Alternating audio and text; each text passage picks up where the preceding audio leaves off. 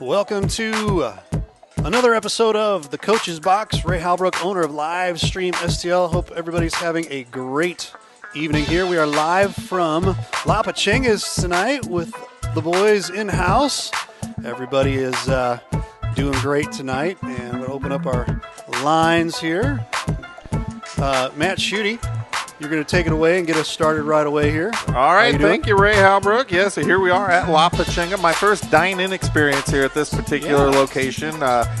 Riley Blair's 5,000th dine-in experience here, I believe, this evening. So the crew has eaten. I had let's start. We'll introduce our guest in a moment, but let's start. What did we all feast on this evening? Steak tacos here. Jason Jarvis. Oh, Brothers Pizza every time. Brothers Pizza every time. Chris Miller. I just played safe with some cheese enchiladas. All right. Riley Blair, I think we already know what you ate, but go ahead and surprise. We'll go ahead and say it again. Orals Polo. Sure. No guac. No guac. No guac. Kevin Halley is our guest this evening. And Kevin, you didn't dine with us, and you're wearing white. So, wow. Gray and black versus, he's the white knight down there at the end of the table. It was tater tot night at the Halley's house. Well, tater tot night is hard to turn down, certainly. You can't go wrong with tater tots. No, not even a little bit. So here we are, May 12th, and we are winding down the school year for all of us. Graduation ideas are floating about and getting rained on and whatnot. And Kevin, you're here with us because you coach softball, you teach, you do a whole bunch of stuff. So we're going to just pick your brain about a few things. So welcome. You've watched enough of the show that you know that this itinerary we have doesn't really mean a dang thing. So we can just talk about whatever. So howdy, how are you? Doing good. Thanks for having me. Good to have you here. Oh, and I'd already violated our number one. Oh, my gosh, again. The phone was on mute. The mute button is activated. I'm over the age of 40. I don't know anything about technology. As the tech director, you should see what he's like at school. Oh, it's terrible. It is awful. Some of the dumb things I call him about. How can I get Pandora to play on my 38th monitor in my office? I do have a lot of monitors. There's no question about that. So, Kevin, you've worn a lot of hats at Pius. You're currently the head softball coach, technology director, and a faculty member as well, but you've also been the athletic director. We were talking earlier, you were the assistant soccer coach.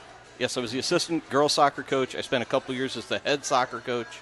I've coached freshman boys basketball, JV girls basketball, one day of golf. One day. What was that day like? It was a JV tournament, and it was raining. So awful. Oh, yeah. It wasn't even a good day. You didn't get to go play any. No, that was after they had that rule where coaches couldn't play anyway. So, yes, in Dean of Students, I was in charge of discipline for a couple of years. So, and right now, the thing that really kind of is taking up most of your time is that technology director thing, because Pius, like so many of the schools, doing online learning. What's the past month and a half been like for you? It's actually slowed down. The teachers have kind of figured it out. Either that or they've started rebooting whenever they have problems. That seems to be a fix for most things. But it's gone well with the teachers. They've embraced it. They've kind of ran with some new things. I've been pretty happy with how it's gone. And the students have been embracing it a little more than I think maybe any of us expected at Pius. So yeah, well, that remains to be seen. Embrace may be too strong a term, but haven't run shrieking in terror. Maybe that's the... They're still turning stuff in, so I think that's about where we can go with that. So you, as a softball coach, the fall sport for you here in the state of Missouri, you've also been a NFCA, National Fast Pitch Coaches Association board member. What's the sense you've been hearing? But is there going to be any summer softball at all? What do you think? Most states, I would say, because we've had some discussions with some of the committees I'm on, that there's probably not going to be, for the better part of the country, there's probably not going to be anything until August. They've canceled. Some are going to try to. Now, the high school associations are well ahead of the travel or being a little bit more cautious in the travel associations. The travel associations they played last week here in Missouri. Right. So I think it's going to be interesting to see how it plays out. But I think here in Missouri we'll probably play, I think, in July. It will start ramping up a little bit, but I think we'll be playing come fall. I mean, do you think it'll be something kind of like the Korean Baseball League we've been watching on ESPN with everybody, like some of the people with masks and nobody in the stands? No, if it gets to that point, they're not going to play. Yeah. I believe that. I think they want it to be – they might go no fans, but how are you going to keep fans away from where some of these teams play in city parks. You're going to keep fans out of city parks. It's not a feasible solution to play with no fans. Right. And really keep people away from those things. So if they can't be there, you're asking them to have common sense and just, not crowd behind home plate and try to decide what's a ball and what's a strike. So I think we'll be playing. I think we'll have fans. I think we'll probably ask fans to, bring their own chairs and sit in the outfield and kind of have some situations and stipulations that way. But I think it's something that's going to go. I'm probably more worried about other sports. I'm more worried about what they're going to do with football in the fall. Is it something that's going to is what they decide to do with the contact sports like football and soccer going to affect the other sports like cross country and softball? Right. So. And you were an AD for a few years? 5 years. 5 years. Interesting time for Tilden Watson and your fellow ADs, former ADs right now, and what they're dealing with. So, yeah, what's your sense of the input that is Misha taking any input you think from the ADs, or is this pretty much, their call? Is anybody from Misha listening? Well, it's on tape for perpetuity, and then I'm probably going to plead the fifth on this one. But I don't think that I think they're taking input from probably the government, the governor's office, those types of things, who are getting their input from health associations and doctors and things like that. But I foresee them kind of going the same way they did all towards the end of winter and spring. They're going to play it until the last minute and let the school districts make the answers and try to decide for their own selves. One of the things we've talked about with having three basketball coaches, but also coaches that have touched on other sports here, is the impact that the closures and the postponements and whatnot have had on college recruiting. What does this mean for you? With you've had a couple players that have looked at had college opportunities. So what does the lack of summer ball mean for kids like that maybe would get a look? Is it anything that's been discussed at all? Have you been hearing anything? No, I think you're probably going to – I think the NCAA has made some adjustments. I think they're going to allow more coaches out on the recruiting trail. They used to have some pretty stringent regulations as to how many coaches could actually recruit. I think they're going to loosen that up and let more coaches out. I'm probably going to do it for other sports too, out on the trail. If you weren't aware, many times you have assistant coaches at the college level that aren't allowed to recruit, and I think they're going to allow them to go out and recruit and be part of that process. So you can get more coaches in the short amount of time that they're going to have. But the athletes are just going to have to be more proactive in making contacts. And the couple that I've had some conversations with from our program, that's what we've done. Our goal is to reach out to as many coaches as we can and get your name on as many lists as we can. And as soon as you have a schedule, let them know what it is and try to find ways to get them to come watch you play. I did notice today that the JUCO allowed face-to-face contact with recruits starting effective today. Yeah. I saw that come out of O this morning. So. As of right now, the NCAA is still in a recruiting dead period until the 31st of May. Right. I don't see that getting extended. There's some coaches and there's some areas that want to extend it through the end of July, but I don't think it's going to get extended that long. And for softball, and correct me if I'm wrong here, I know softball I think underwent some changes in the recruitment timing similar to what women's soccer had, because kids were getting recruited hard as freshmen and sophomore, right? Didn't they recently change that for your sport where it came in a little later? Yeah, we were having some real issues with early recruiting. There were 6th and 7th graders that were verbally committing to Power 5 schools. You got 6th and 7th graders, coach. Well, I can tell you this: some of these kids, you're looking at because how females develop. You could have a 6th grader that could be 6'1", throwing 65 miles an hour. You don't think some University of Florida is not going to try to jump on that. Hey, Miller. And if it pans out, it's great. I'm not going to tell you if I have any. But I was waiting for that one. The NCAA pushed through legislation last year that allows no recruiting events or no recruiting contact of any kind before September 1st of a student athlete's junior year. So they can evaluate. So they can go to camps and they can evaluate them and they can talk to them that way. But you cannot discuss any type of recruiting conversation until September 1st, which then kind of puts it more on the timeline of what a true student's college search is like. And was this something the NFCA was advocating for, that they wanted this change, or is this something they're not happy about? It was a huge push when we were and you can blame the coaches for recruiting 7th and 8th graders and things like that, but it's an arms race at times in softball, especially at the college level. The more pitching you have, the better, and that's kind of where it's centered around is, these kids, it's prestigious. And I'll say it, a lot of times travel ball coaches, they hang their hat on what schools those kids go to. And if you're a 14U coach trying to get the best players to play on your 16U team, and you can go to some parent and say, listen, I've already got 2 kids recruited to Power 5 schools in the SEC, that's going to hold some weight when a parent decides if they want to be part of your team or not. Oh, yeah. So one of the things we talk about with the show and with some of the coaches that come in is kids coming in, what kind of skills do you wish they had that they didn't have? Obviously, everybody wants like a polished freshman that can play immediately, but do you see like a gap between where their skills should be as coming in as freshmen and where you would like them to be? What are the biggest gaps there? And we're talking about like maybe a kid playing CYC ball or something similar, not necessarily somebody that's been playing travel ball for 3 or 4 years.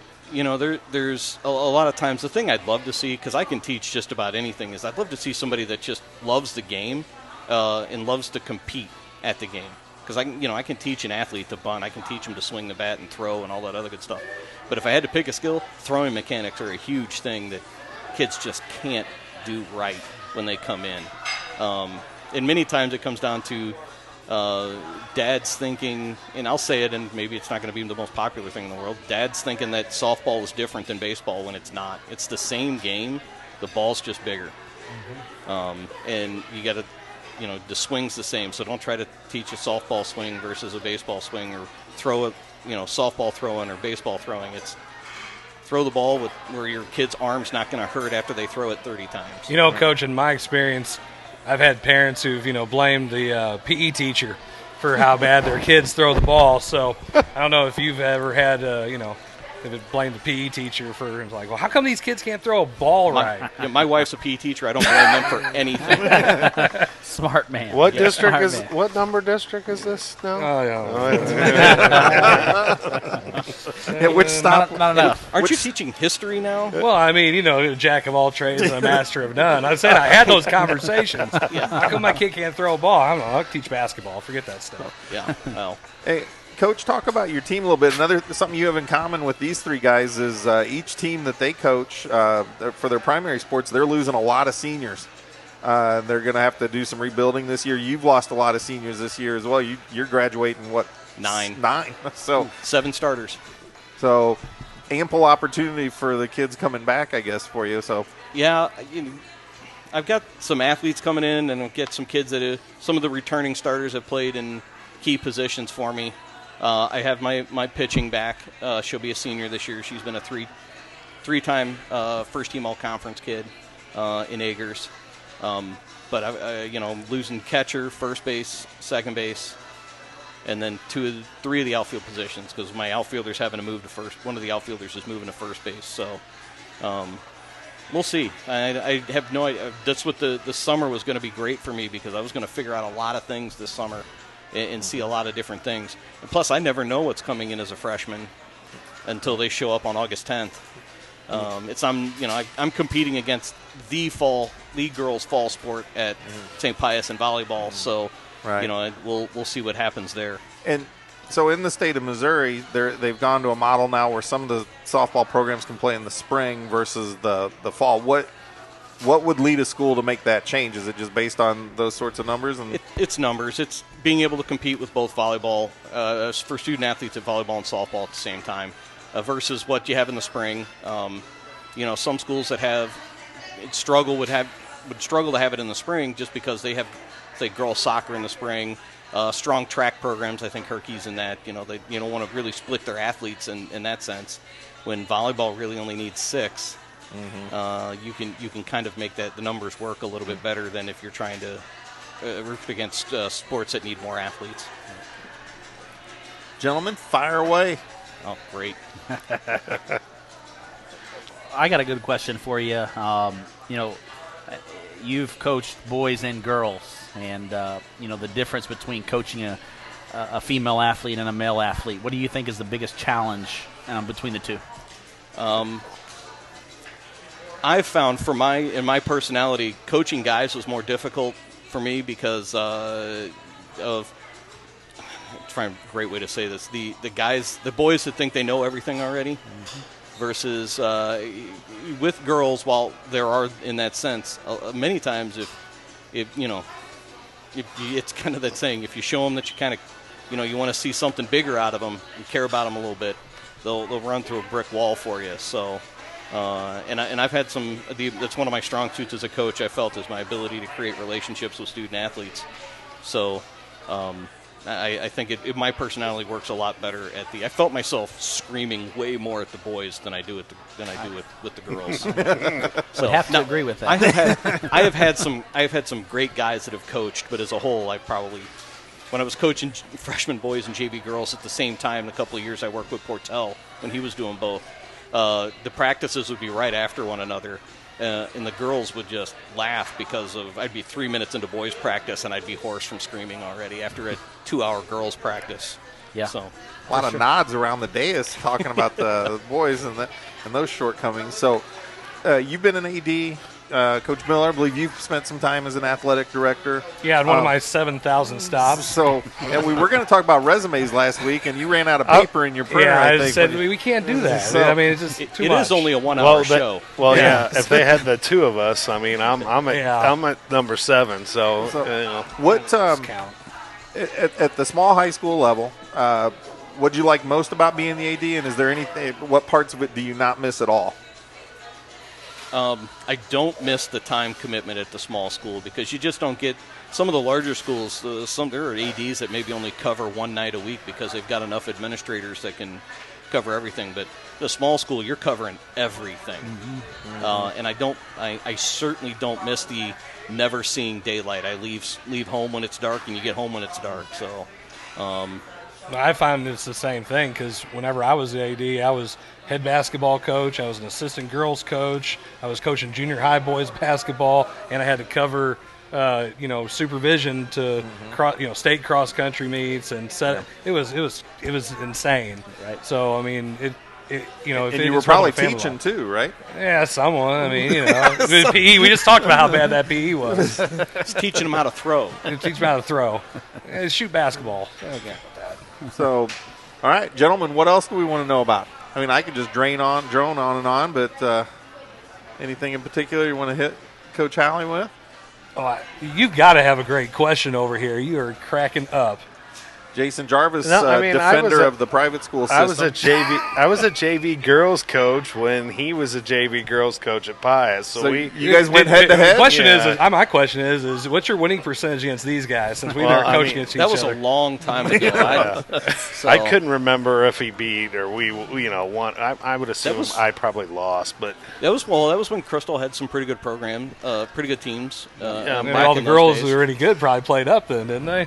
Well, it was the same thing with our team. So, I got a question for you, Coach. You've been coaching how long now? This will be my 16th year at St. Pius. So, in your 16 years, what is your most memorable moment as a coach? The first time I beat Kelly High School in softball. Okay.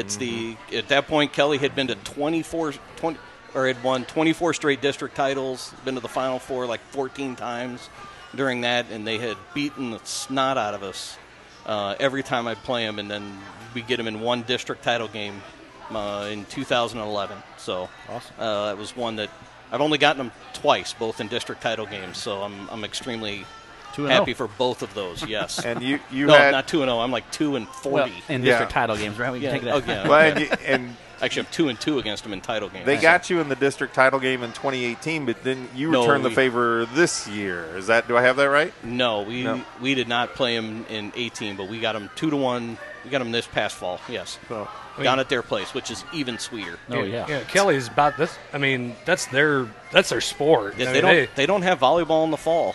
And they play softball both in the fall and the spring. Right. And they just added football a few years ago. So, I mean, they added girls soccer, so it's taken away a little bit what they do in the spring. But pretty much everything they do is. I'm just saying from a sports standpoint, they're not usually very big except for softball. Softball was the thing they hung their hat on. And they still do. I had a pretty good team with 7 kids who had a lot of experience, and we were able to go down there and get them this year. So. And Ray, I'm going to ask one more question before we go to break, if you don't mind. Another one of our recurring themes, things that we talk about here on the show, is officiating. And the gentrification of the officiating crews that we see around here. And Charles Underwood was on talking about how the baseball umpires are getting older, just like the basketball refs are. What are you seeing on the softball side of it? Same thing as baseball. It's the same set of guys that pretty much do both. So I'd like to see more get involved, but I've tried to get a couple of people involved, but they don't seem to stick with it for some reason. Well, looks like we got a question out here for Kevin. Says, what is your best soccer coaching memory for boys and girls? I never actually coached boys soccer because it was always in the fall. Girls soccer would be beating John Burroughs with a kid that had never played, scoring with 12 seconds left in the game. There you go. Oh, good one. All right, we're going to break based on that good memory there. Travis Banis, thank you for the great question there. So, Ray, we'll turn it over to you. We will be right back.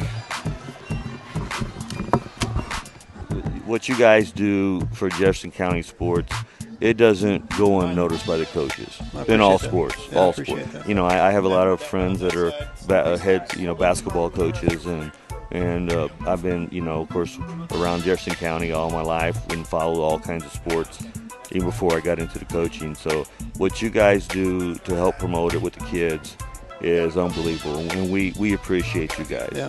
For you guys to take your time and what you do is awesome. Just awesome. Yeah, well, we try, we work hard, and we think they deserve it. The kids deserve to be able to be seen, and if we can turn out kids in the community to better them, get them in college, and make them a better citizen, that's the key.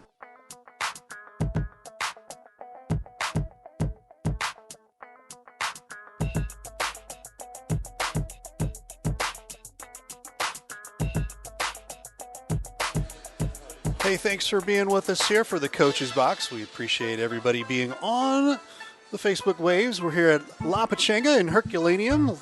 Appreciate the folks letting us come and do a remote here. And Joel, the fine owner here, great guy to deal with, great guy to. He's got a great establishment here. So you get a chance to come out here to La Pachanga. Go ahead and do so. I know that there's a few locations here, but we're here at the Herculaneum location. We'll let you know about some of our sponsors here today. Sponsors like Chris Schweigert. He's back at the Venti Beauty Bar. Call for an appointment, 314-610-5523.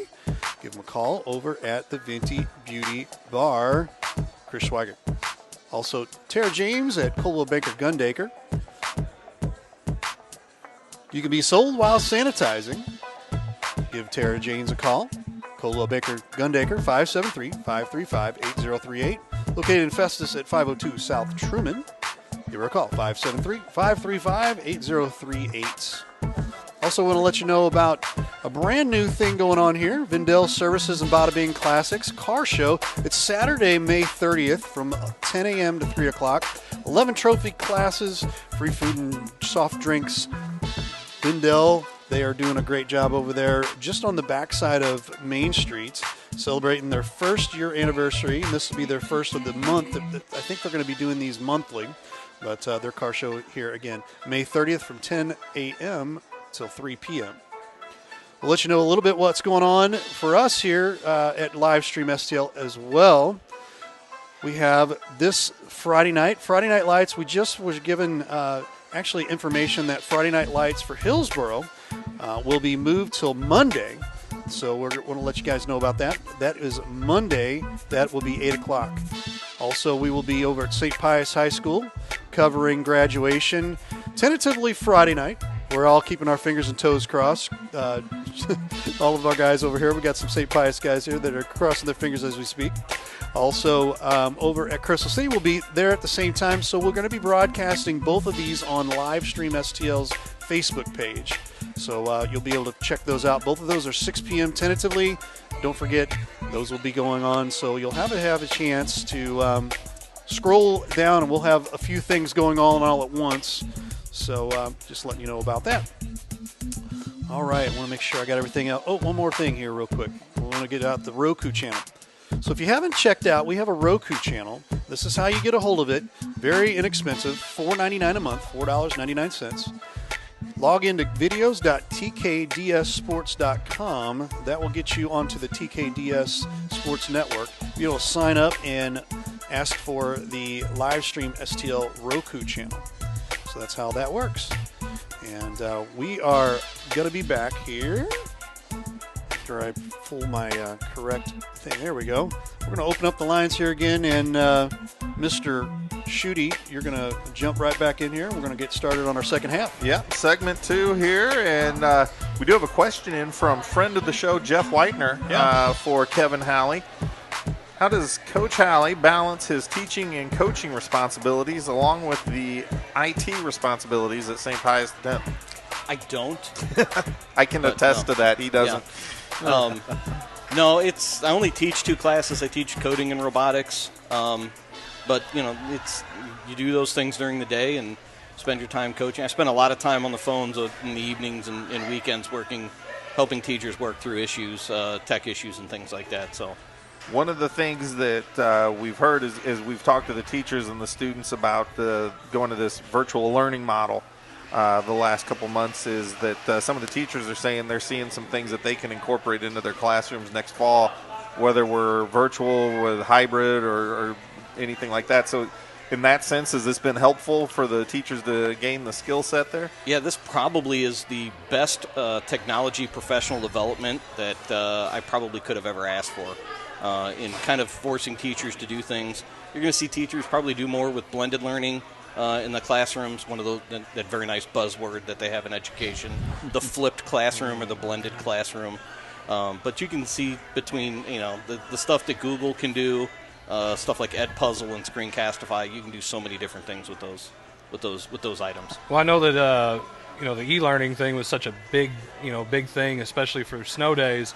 And when all this started hitting, at Grandview, one of the things they talked about was, trying to incorporate the private school model e-learning into public school maybe next year, not only for snow days, but for something like this, God forbid, happen again. So, I mean, what do you see as kind of like the quick pros and cons? The cons are always the availability of connectivity for as many people as possible. That's always going to be an issue. You're just going to have to, as teachers, we're going to have to be compassionate to those types of kids. Can't force people to do it, but there are companies that have stepped up. Sprint and Verizon, if you're one of their cell phone customers, they've given you hotspot access for free during this entire thing. So you can get those using your phone as a hotspot if you get good cell service at your house. But pros are, it allows you to continue. If you really want to use it correctly, you can continue to do this type of learning in these situations, and you're going to lose something, but it's not going to come to a dead standstill. If you really want to do it, you don't have to stop and do the things that some schools are doing. You can keep going. More people will do it than what people give them credit. People, I think, give them credit for doing it. I still think there's a big part of the actual teaching in the classroom part. Even as far as being a coach, when you're teaching it, you're in the. It's one thing to say, okay, guys, I want you to do your workouts online or whatever. You're texting the kids, especially during this time. It's like, hey, I need you to do this, or you're actually putting them through it, which is a lot different. But I can only imagine, I mean, when it's all said and done, to see the difference between the kids that had to do a lot of the virtual stuff in comparison to sitting in a classroom with Coach Jarvis learning about social studies, I'd say it's night and day difference, because I think that actual experience, not just because it's you. Well, of course, because it's me, but go ahead. I mean, it's just the same as any teacher. I mean, it's worth their salt. I mean, that face-to-face interaction is so much better. The in-class model is definitely better. What this does, this is going to allow more teachers to give them more tools that they can incorporate that they've used before, or that they haven't used before that maybe they think are an option now to do some things.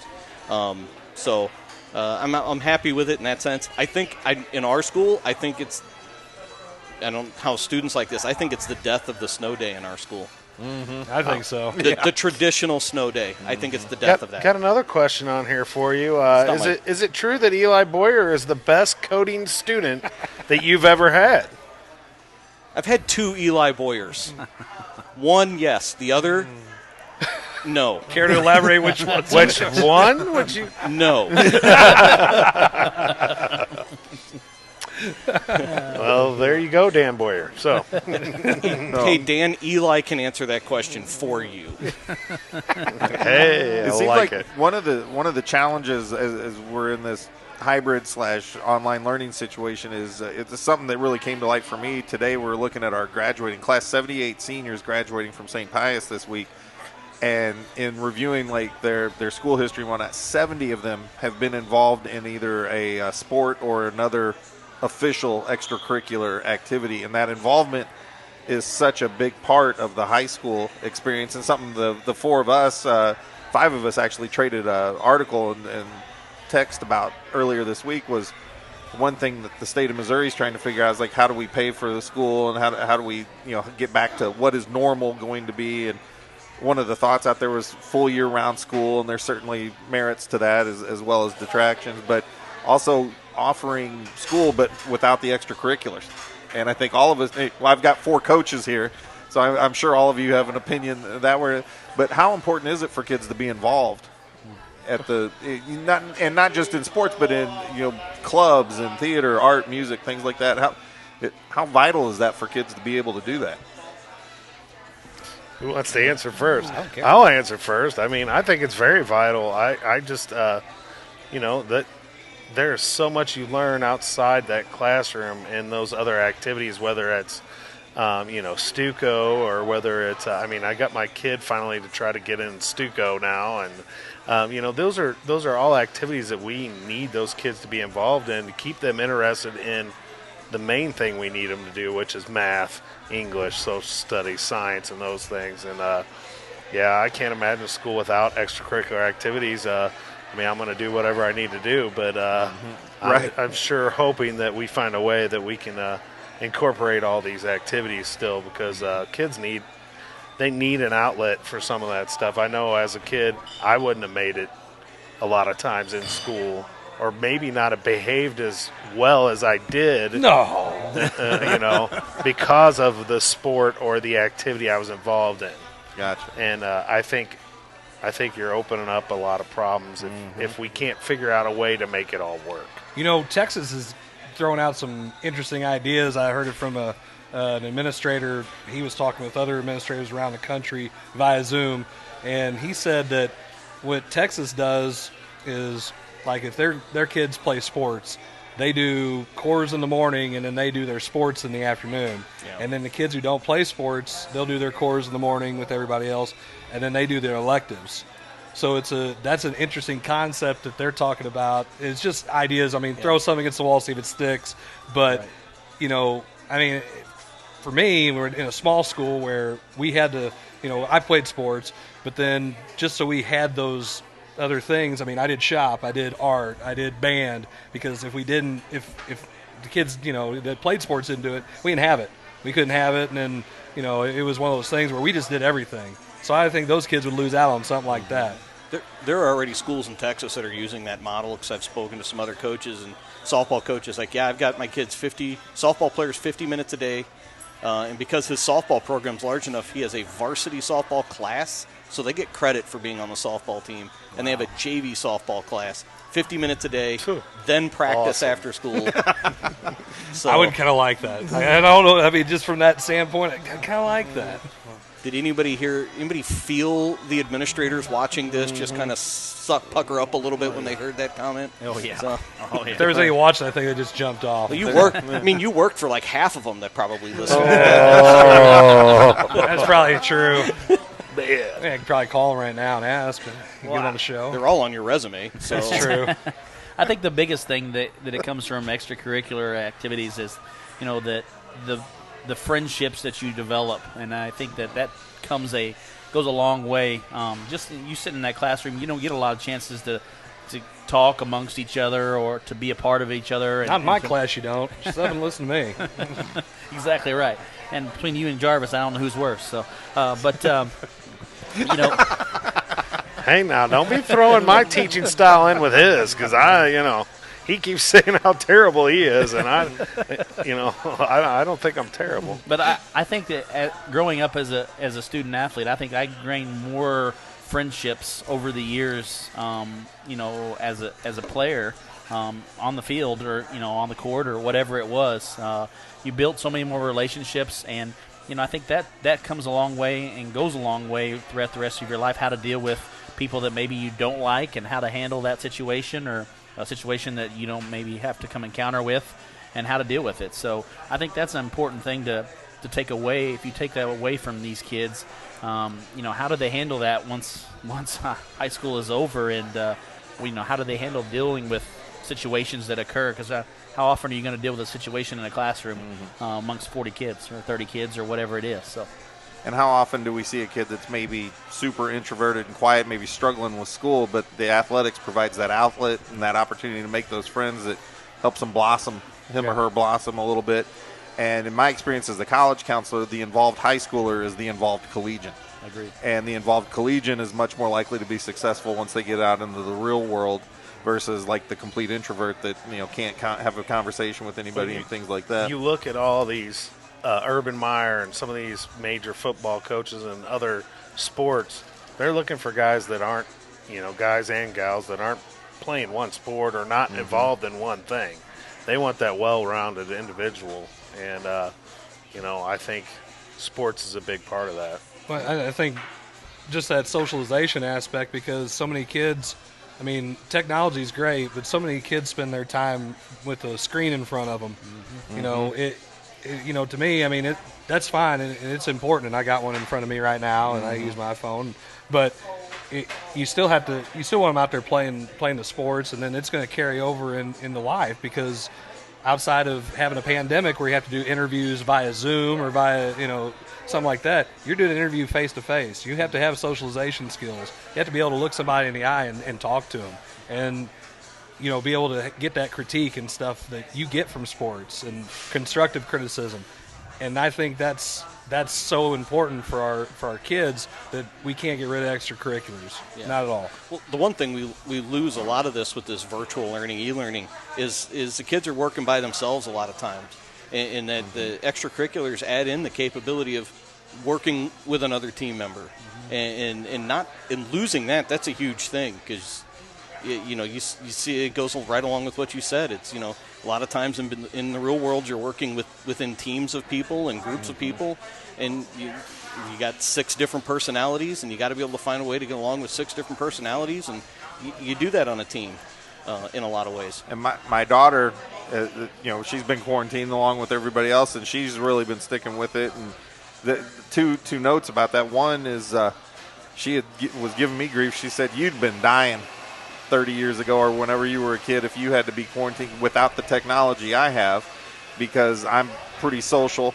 And she's FaceTiming with all her friends. She's keeping those relationships up and things like that. But they were trying to do a team project online and struggling with it. And she's like, "I don't understand why this team stuff, I don't have to deal with this." And I said, "Look, that's my life, with my work and what I do. Like right now at work, what am I working on? A safety project, and Kevin and I are working together along with 3 or 4 other people.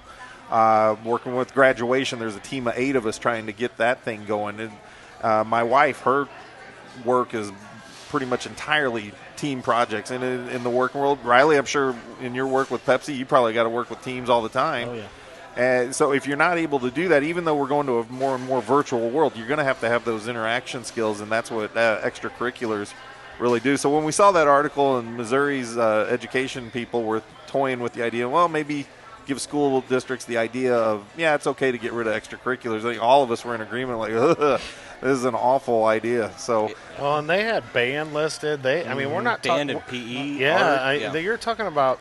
There's people that have been doing this for 15, 20 years and have touched hundreds and hundreds of lives, and now they're not going to be able to teach people how to play, music. And, there's just so many things that they got to work out. My wife's a primary PE teacher, kindergarten, 1st, 2nd grade. She got really upset with it because of the, how much at that level, that outlet, that 30 minutes every 3 days that they have for those kindergartners. Can you imagine having kindergartners trapped in a classroom for I can't 4 imagine hours? having elementary kids have the rotating PE schedule. We had PE every day. Yeah. And to PE me, every day was awesome. Yeah, it was like, hey, it's PE class time. Yeah. The once every 3 days, it's insane. I couldn't handle that. There's 800 kids in her primary school, so she can't see 800 in a day. There's two PE teachers, and they teach at the same time in basically half a gym. So I couldn't. If they go below 7th grade, they're too young for me to try to teach. I can't do it at that point. So, which she's a saint for doing that age group anyway. But those kids need that outlet for at least 30 minutes a day. Their classroom teachers need them to have that outlet for 30 minutes a day. Right. Was that line from Billy Madison? Miss Libby needs her alone time. And Ray Halbrook needs his commercial time. We're going to turn it back over to him right now so he can pay some bills. Ray, take it away. I do, and we will be right back in just a minute. Thanks for watching the Coach's Box. Are you guys all caught up on the last dance? Ray, I'll say real quick, I really admire what you guys do with this. I think everybody who's ever tuned into one of these, whether it's a Legion game, whether it's a high school baseball game, with basketball, football, whatever it is, I've heard nothing but tremendous feedback about Livestream STL and what you guys do and the quality of production, things like that. I would really encourage anybody who's involved in athletics throughout the county, really anywhere in the metro area, anybody who's interested in sponsoring activities to get on board and get involved with this. I think it's added a ton to what we do here. It's added a ton to the program. You guys are a class act. You're committed to doing things the right way, and we really appreciate that.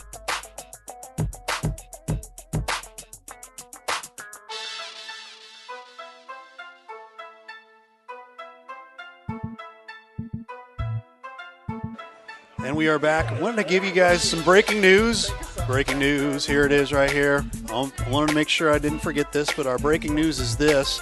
We have heard about 253 baseball coming back next month here. We also have confirmations out of a few other Legion teams and Slava teams. So that will be a huge thing for us. So if you're interested in helping us sponsor for us covering these games, give us a call, 314-852-4398, or live stream STL at Outlook.com. Sponsor with us. We're going to start putting together packages for the summer season for high schools.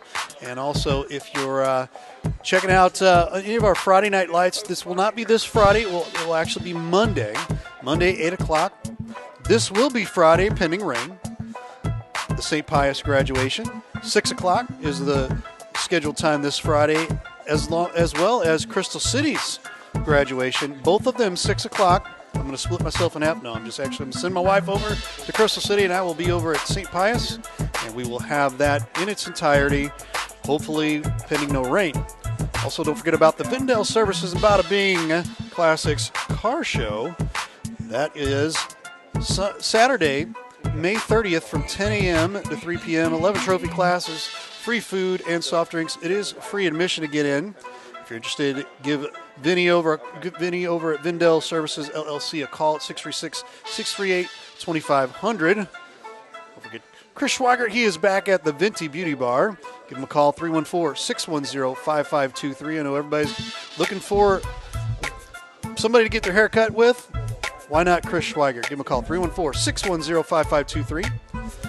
And also Tara James over at Coldwell Banker Gundaker. You can be sold while sanitizing. Give Tara James a call at Coldwell Banker Gundaker, 573-535-8038. One of our great sponsors here, located at 502 South Truman in Festus, Missouri, 573-535-8038. We're going to open up the lines here for our final segment. Guys, we've had a really good time here, and they're just cutting up while I'm doing my commercial sit. That's okay. But Matt, what do we got going on for our third segment? Well, another recurring theme we've had is all of us here at the table, I think, have been enjoying The Last Dance, the Jordan/Bulls documentary. We had most of us. Most of us without the real job. Oh, yeah, that's right. Yeah. At least you're learning that. So we had our latest episodes. Episode 8 was on this weekend. Chris, I saw you had posted something on there about that. And what did you guys think of the latest version that we saw there? Anybody who watches that, and I know it seems like it's awfully subjective to Michael Jordan being great, but if you don't think that Michael Jordan was the greatest of all time, just the way he just made people better, I mean, I don't think I'd have loved to be his teammate, but at the same time, as a coach, I would love to coach him just because you know that's taken care of. If you ever wonder about having who's your leader on your team, and I have before, I wouldn't have to worry about that. Phil Jackson's great, but you didn't have to worry about that stuff. Right. And the fact that your leader is pushing everybody, he's holding them all accountable, he's winning all the wind sprints in a practice. This is an NBA player who's, the greatest basketball player in the world who could take it easy. He ain't doing it. He ain't doing it at all. His goal is to win a championship, and that is it. And if you ain't on board, get off the boat. Yeah. He's able to hold other people accountable because he holds himself accountable. Exactly. Right? Exactly. To the extreme, he holds himself accountable. So, he was so upset just talking about how he much got emotional, how determined he is to win, and I just hope all my kids are watching this. That's what I hope, because sometimes I think they look at me and think I'm crazy about how bad I want to win, and I would love for him to have half or quarter of the drive that Jordan had. Yeah. There's a quote I've seen on a Jordan poster, and I've seen it in some of the ads, and it talks about he was trusted X number of times to take the winning shot to end the game, and he missed. And he's missed X number of shots in his career and things like that. I've failed so many times, and that's why I succeed. And that really gets driven home. To me, the thing, I remember when he went to play baseball, and there were some folks that maybe didn't understand just how difficult it was. And I remember not being particularly impressed because I wasn't thinking about it at the time, but he hit 202 in Double-A as a 30-year-old, 31-year-old. And Terry Francona, who I think has been a terrific interview in these, says, you know how hard that is? That he drove in 50 runs and hit 202 in a full season in Double-A in his first real year of organized baseball. Well, the other guy they interviewed, I forget if it was the White Sox GM or somebody, said he would have made Major League Baseball. 1,500 at bats, he would have been a major leaguer. He would have been a major leaguer if he would have stuck at it. If you ever get a chance, not that anybody has who doesn't have a real job, That's or right. a chance, you can watch that 30 for 30 episode that Jordan rides the bus, which is all about him in the base. I mean, he would go before they had team hitting. He's in the cage working. Yeah. Then he does the hitting. Then he's a freak. What kind of guy does that? It's a guy who wants to succeed. And the fact that he went from 17 years old, he played baseball, stops, plays basketball, obviously. 31 years old, he's playing baseball. That's a long time. He goes to Double-A, which isn't, that's not an easy that's league. not an easy league. And the only reason he went to Double-A originally was because the media couldn't handle anything at A-ball or young. So they had to send him to Double-A, and he had to fit in or this thing was going to be a failure for him. Yeah. So he was able to work. He made himself a Double-A ball player. And baseball is not an easy sport. No, he was talking about his hands. Yeah, how chapped they got, how right? blistered and how chawed up they were. And then when he finally decides to go back to basketball, he had to change his whole body again. And he said he wasn't ready. And I love to watch the behind-the-scenes part of where he goes from 45 to 23 because of something someone said. Nick Anderson. Nick Anderson. 45, 8, 23. Yeah, okay. that was awesome. I think the fact that it's just one of the reoccurring themes as I'm watching this is, and you can see it with anybody they interview, it's like, so-and-so said this, and they're like, oh, no, why would you say that to Mike? Yeah. Why would you do that? Because you just know he's just going to take it. He's going to hold on to it, and he's not going to let it go. They said was it Horace Grant? Went to Nick Anderson and said, "Yeah, thank you for doing that. Yeah, thanks a lot. You just poked the hornet's nest. Yeah. Thank you for doing that." When they showed him what Gary Payton was saying about how he locked him down and how hard he started laughing, I was like, "Oh yeah." I got no problem with the glove. I got no problem with the glove. that was pretty funny. So one thing that was disappointing, I remember watching the Scotty game, and when you say the Scotty game, one thing everybody knows what you're talking about. I didn't remember if Kukoc had even made the shot. I couldn't remember who won the game. But I remember him sitting that out, and just my friends and I that was all we talked about for a few days afterwards. And they touched on it, and Scotty was very open about it. But one thing he said that was, to me, was just stunning. If I had to do it over again, if I had to do it over again, he would do it. He said he wouldn't change it. And I thought, man, stunning to me. I think was it wrong and he admitted it's wrong? Yeah, but his point, not that I would ever encourage it, was he felt like he should get the ball. I mean, and you want your best players to want the ball. You don't want them to hide away from the moment. And he felt that that he should get the ball in that situation. Now, obviously that differed from Phil, and this is what I'm going to draw up, and that's just the way it is. You in or out? Nope, he's out. All right, let's go. And now, well, even in that sense, there were plenty of times where Phil put the ball in Jordan's hands, and it ends up in Kerr's hands or Paxton's hands because it's the open man. And I get that. Pippen wants to be the man. It's his time. Doesn't mean you quit on him. You go out on the floor, and the ball might still end up in your hands. Well, I didn't say he was right, but I mean that's why he's probably saying that he would do it again. Oh no, absolutely. That's how he felt. But what I thought, my big takeaway is instead of tiptoeing around it, it was just brought up in the locker room. Oh yeah, and I mean, as a coach, there are times where you have to address things, and then there's times where you just kind of take care of it behind closed doors. But just the fact that we're going to talk about it, and then Bill Cartwright jumps in, and I mean, and that's how it's supposed to be. You're supposed to be able to hold each other accountable. I think you can address that in a locker room full of people that are getting paychecks with commas in them each night versus a high school locker room. And you have to be a little bit. You have to do that. You can go after it, but it's going to cause you.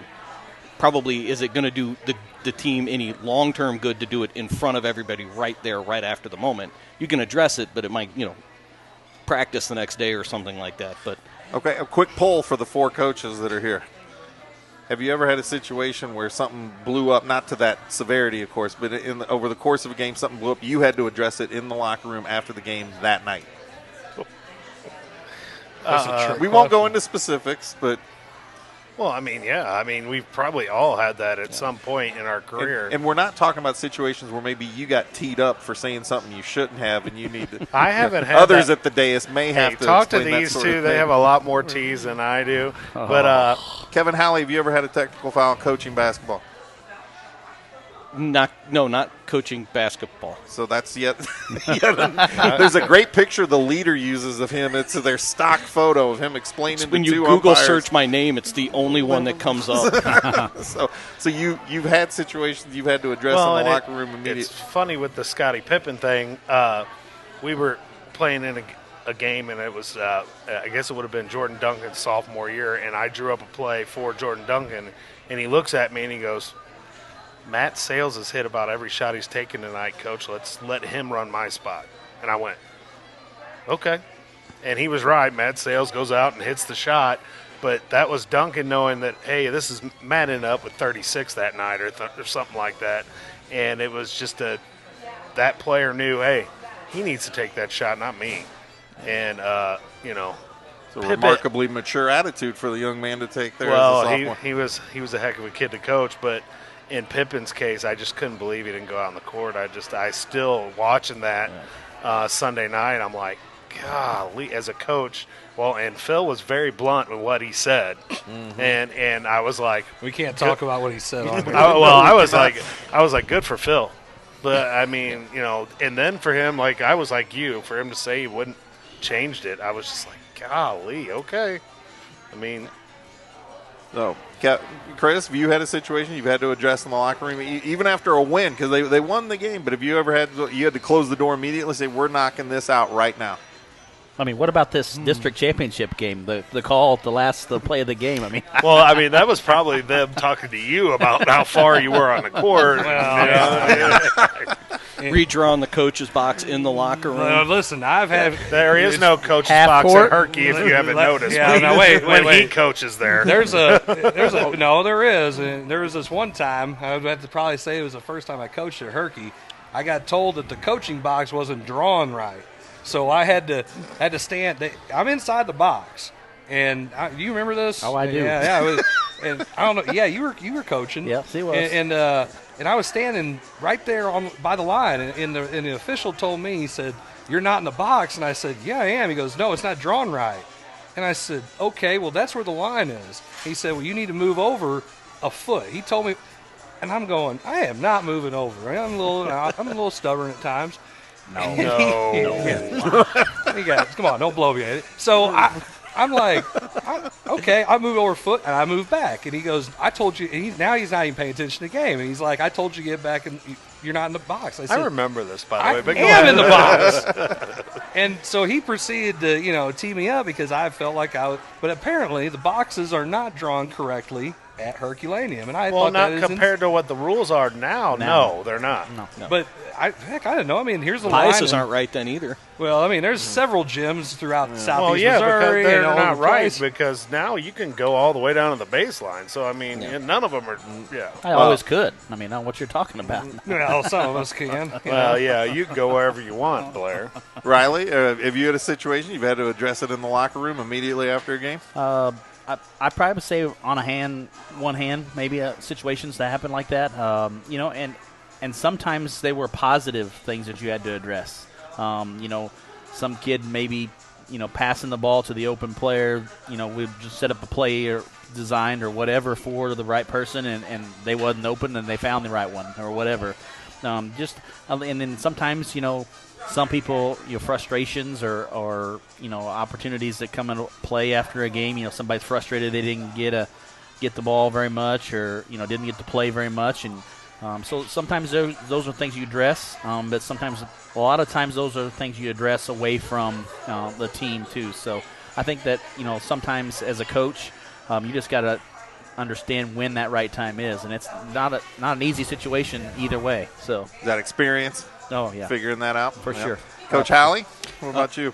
It's been very few times. Many times, the first thing I normally have to, sometimes I'll end up in these situations to address is, it's me apologizing for, I can say to them it's something that I've done during the game, probably cost us that game, a decision I made, sending a runner, we lose by one, or changing pitchers and then we get hammered, that type of thing. But so that's the first thing I normally do. If that's the case, I'm the first one to go into that team huddle in the outfield and tell them that one's on me.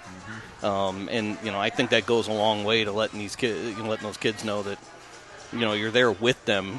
It's you're part of that, and that you're trying to do the best, give them to be successful. And if it's okay if they fail, because then they can step up and apologize when that happens and move on. If I do it too, so. Got it. Good answers, gentlemen. So, anything else out of the last dance that stuck out? Yeah, hey, Riley, anything out of the last dance you want to point out? What was your favorite thing from episode 8? Bad answer. So he's going to be binge watching that here, jumping on that here shortly, I'm sure. So, well, I mean, it was Mother's Day, so let's give you a little bit of slack. That's right. A little bit. How did you guys all like Tony Kukoc and what he basically said? I mean, he was just kind of like, well, I've made a lot of those shots, and they showed. They showed proof. I think Tony's been really good in this thing because they started out with introducing him because of the way they treated him in the Olympics, and he handled it with class when they did that. He's like, I just had a bad game, and he played well the next time they played. Yep. Even though they still killed him. But I think he ended up earning some respect with Jordan and Pippen. At that point moving forward. So. It's funny though because I had just remembered it. And I don't remember if they said it on the documentary or not, but one of the other things, too, you got to think about is here's Kukoc who's coming in. He's Jerry Reinsdorf's baby, basically. Krause's baby. Jerry Krause's baby. And he's making more money without playing one single game in the NBA than what Scottie Pippen's making. So I'm sure that probably crossed Scottie Pippen's mind a little bit, too. Like, what? Yeah. You're having for this guy? What stuck out to me was Phil immediately knew in this – down and distance situation, extrapolate that out to basketball, but he understood Kukoc had successfully executed that play twice already that season, and he knew he had a track record in Europe. I think there also had to be an element of, in the Knicks huddle, they had to be saying, do not let Pippen beat us. Oh, yeah. Absolutely. When you have a Jordan Duncan, they're going to trust focus me. on It's okay. Listen, we can't let Jordan Duncan beat us. That was the conversation. If somebody else knocks down a three, we'll take. But he can't be the one that does it. Right. Well, like the Suns coach screaming in the huddle, and I think it was episode 6 or 7 where they're talking about the Suns Bulls finals. Stop letting Michael beat us, and Paxson hits the shot. I think it was so. You probably saw that one, Blair. Yeah. Well, he's wearing his Bulls colors. I just assumed he'd seen the whole thing. The black little red trim there. So yeah. So Man, I thought you were a basketball fan. Gosh. All but this It's this track Sunday. season, man. I'm gonna say I have to take care of my wife. Mother's Day was more important. I did too. That's just a saying. that's a smart answer with her sitting 10 feet away. So we do have a softball question, and it's from Mrs. Halley. Oh crap! She found it. So, what is your philosophy on bunting with 2 outs? On purpose, I don't like bunting. Period. Accidentally, because you forget the number of outs. That happens from time to time. That falls into the "hey, that was my bad" situations that you address at the end of games. Do you have the Moneyball mentality? Like, Brad Pitt's like, no bunting, no more bunting. It's not no bunting, but I do use a lot of that Moneyball type of mentality where, I think 3 or 4 batters down the line. I was like, there are times where I was like, who's coming up next inning? Yeah, all right, let's not try to end up with that kid that I want hitting next inning leading off. Right. I want that kid on with bases coming up. I don't like taking outs. I don't like doing those things. But if I don't think we can get there, I think about those things moving forward. But yeah, it's like I want to hit doubles. I don't like stealing bases a whole lot because I don't like running into outs. Right. I don't like bunting because I don't like giving up outs. So it's not Whitey ball then. No, and that's fine. And I'm a different softball coach. There's a lot of people that kind of think softball is a small ball game. And I don't. I think that I want balls hit dingers and doubles, doing damage every time you take a swing. He's Earl Weaver down here at the other end. Doubles. They're like that Big Al kid, I'm Big Al, and I hit dingers. I yeah. love that. So The dingers doubles dangerous. yeah. All right, Ray, I guess I'll turn it back over to you at this point. Is there anything you want to throw in there? Where's Ray? I like putting him on the spot. I made sure I waited till the microphone was over his skillet. You totally took me by surprise there for a second. Sorry about that. No, I was having fun with the Osmo here. He was kind of going crazy. It's like he was trying to get cell phone service Yeah, with that thing. Looking at the video, he wanted to make sure the glow off my forehead there was, it is, right going there. pretty good. Yeah, glow's pretty nice. We can't fix that. I'm gonna have That's to why get, you wear a hat. I'm right there with you. Right. Me and Jarvis got this down. I noticed this. I still See, have they hair. sit in the right spot I with a still hat have on. hair. So there you go. But no, going back to myself, I mean, I still haven't had a chance to catch up on the Jordan thing, but I will say this. We've gone so many times, I don't even have to watch it. From what you opened up and you said, absolutely 100%, Mr. Miller, was if you don't come away with watching this and not knowing that this guy's probably the greatest of all time, you're silly, and I said that from the beginning. There's not much I needed to look at because, again, I always bring that whole thing up. I come from that generation, even just a little bit before that, where, you had Larry Bird and you had the other guy I don't like. Oh, my. Magic Johnson. Oh, here we God. So here we go. Here we go. And here I go turning James Worthy, Jason Jarvis's Green. mic off. No, I'm just kidding. But no. So Ray's background's got to be like Bill Walton with that towel. No, it wasn't. And the funny thing about it was I was a Celtics fan. I loved it. Yeah. They worked hard. But they were icons of themselves, and you guys know that. I mean, when Jordan came in, Jordan stole the show, And to see all of that just kind of fizzle for those guys that I kind of looked up to, was kind of a bummer at first. Number one, number two, somebody's phone's going off. There it is. But I mean, after a while, you just come to know, hey, dude's good. The dude's good, and he did it game in and game out, and year in and year out. How many they win in a row? 6? No, 3 each time. Three each time. Okay, Three each so time. 6 total. But shoot, 6 and 8 years. 6 and 8 years. And the last 3 after his dad is murdered, and he spends Right. 18 months away from the game, and Right. he has to play with a bunch of guys. When he's given Judd Buechler legit minutes. I mean, he still had Pippen and Yeah. Rodman. The guy had some he had sporting some play, cast. yeah. Let's not act like he was. It was him. It wasn't like LeBron with the Cavs. Okay, Now, I will say this though. I mean, everybody says we had Rodman. Okay, Rodman's going to get all kinds of rebounds, and he did. But it wasn't like he was picking up the scoring part of it either. No. Oh no. just if you think about it down the line, I mean, Ron Harper, Randy Brown, a guy like Dickie Simpkins, Scott Burrell. I mean, just come on now. Poor Scott Burrell. Golly. I mean, he just ripped him one side and the other. I mean, it was fun to watch. Hey, I just think him and Steve Kerr fighting was such a great story. And so, if spoiler alert, if you hadn't, that's just a great story. Sorry, Blair, but he punched Steve Kerr. Oh, thanks. It's like, man, I just picked on the littlest guy on the team. Yeah, that was pretty funny. It's like, oh my gosh, He I didn't just feel beat all up that the bad little- about it either. No, not too bad about it. He apologized. He did apologize, but he's like, but it happened. I can't change it now. Here's another poll question for you. You ever had to break up a fight at practice? Oh, yeah, we've had a couple instances where I've had to get in between a couple kids. Yep. Coach Miller? I cannot confirm or no. I have. I mean, it's just kids get a little wound up, and sometimes it's good to just kind of let them work through it. But I mean, work through it. It's a little different times now than when I started. Oh, so it's not like when I was in high school and the PE teacher, depending on who was winning, would take a little time to get there. Now the rules. Now listen, when I was first taught in PE, it was take your time getting up and stretch a little bit and then walk across the gym and then break them up. Now hurry up, get over there. No. What about you, Coach Blair? You had to bust up a fracas? Never had a fight. I had some pushing and shoving a little bit, and kind of funny that say that. There's two young ladies that are really, really good friends. Just didn't like how one of the other ones said something or did something. So, but that's on one time in my 16, 18 years that I've been coaching. So, but that was just one instance. But it got pretty heated. So, what about you, Coach? I've had a couple that have never gotten to throwing punches, but it's gotten pretty heated a couple of times. It's softball field. It's much further away too, so it's a lot further run at each other too. Yeah, let's just say chuck a ball or a there bat was no at each me other. running out there at that point.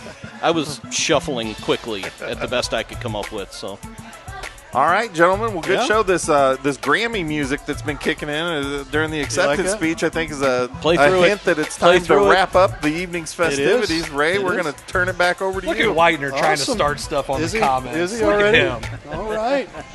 Jeff, Well, I did want to start a fight with Whitener once. I'll say that. There's plenty of people that have wanted to punch Wagner in time too. He's got that chain link fence between me and him. I just couldn't get to him.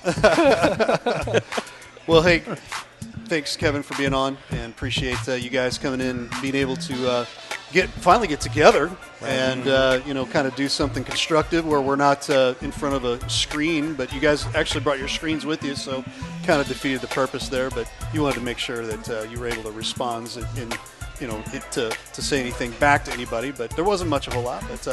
But anyway, thanks so much for being on, and thanks so much for being out there in the Facebook waves. And again, I want to tell you a little bit about Thursday night being out Main Street Sports. We may be on location, we may not be on location. I have been given a formal invitation by the Brick Bistro to be out there as well, so we could be out there. We will probably be out there next Tuesday.